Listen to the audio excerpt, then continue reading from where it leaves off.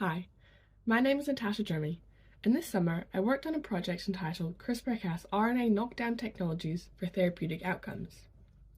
I'd like to start by extending my gratitude to the Otago Medical Research Foundation, without which this research would not be possible.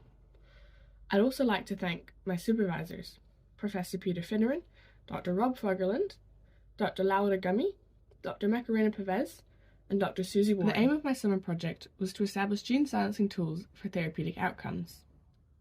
This was done using a newly characterized CRISPR-Cas system. Targeting RNA for therapeutics is ideal, as it means the genome of the patient is not changed with gene silencing.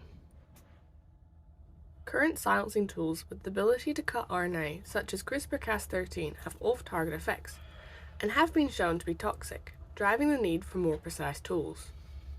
The CRISPR-Cas system used for this project can cut RNA at specific sequences, thus silencing the RNA of target genes, and is thought to have more efficient cutting with reduced off-target effects, making it a good candidate for therapeutic use. To test the silencing abilities of the novel CRISPR-Cas system, 4 different versions of a plasmid were designed to be made during this project. Each version was designed to test different abilities of the CRISPR-Cas system used, such as version 4, which was a single fused effector.